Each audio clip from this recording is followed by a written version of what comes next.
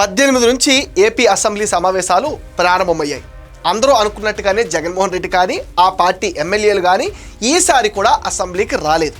దొంగతనంగా వచ్చి అసెంబ్లీ రిజిస్టర్లో సంతకాలు చేసి వెళ్ళిపోతున్నారని స్వయంగా స్పీకరే చెప్పారంటే వైసీపీ వాళ్ళ డ్రామాలేంటో మనం అర్థం చేసుకోవచ్చు. జగన్ రెడ్డికి ప్రతిపక్ష హోదా కావాలంట, సీఎంకి ఇచ్చినంత సమయం ఇవ్వాలంట, అప్పుడే అసెంబ్లీకి వస్తాడట. ఇవన్నీ ఆయన గారి డిమాండ్లు. అసలు ఈయన గారు వచ్చినా రాకపోయినా ఎవరికి నష్టం? వాళ్ళను ఎన్నుకున్న ప్రజలకు నష్టం.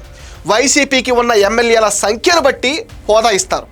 ఆ నెంబర్ ప్రకారమే మాట్లాడటానికి స్పీకర్ టైం కేటాయిస్తారు.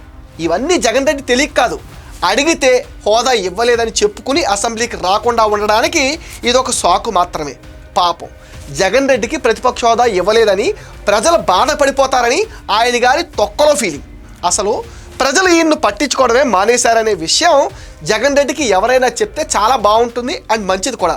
ఇప్పుడు జగన్ రెడ్డి టైం కావాలని అడుగుతున్నాడుగా, మరి ఆయన అధికారంలో ఉన్నప్పుడు జగన్ రెడ్డి నుంచి ఆ పార్టీ నాయకుల దాకా ఎవరైనా టీడీపీ వాళ్ళని మాట్లాడినిచ్చారా? ఎగతాళి చేయలేదా? చంద్రబాబు ఫ్యామిలీని అనకుండా మాటలు అనలేదా? అచ్చెన్నాయుడిని బాడీ షేమింగ్ చేయలేదా? అధికారంలో ఉన్నప్పుడు అసెంబ్లీలో అడ్డమైన మాటలు మాట్లాడి ఇప్పుడు నీతులు చెప్తుంటే రోతగా ఉంటుంది. జగన్ రెడ్డి అసెంబ్లీకి రాకపోతే ఎవరూ బాధపడలేదు, కానీ 11 సీట్లు పెట్టుకుని సాధ్యం కాని డిమాండ్లు పెడుతుంటే టీడీపీ వాళ్ళకి కాలుతుంది.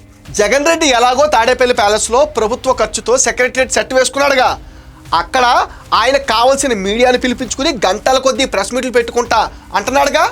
ఆ పని చేస్తే బెటర్ అని టీడీపీ వాళ్ళు సలహా ఇస్తున్నారు. అంతేగాని ప్రతిపక్ష హోదా ఇస్తే వస్తా, గంటల కొద్దీ టైం ఇస్తే వస్తా అలాంటి పిచ్చివాగుడు వాగితే వినేవాళ్లకు తిక్కరేగుతుందని జగన్ రెడ్డి గ్రహిస్తే చాలా మంచిది.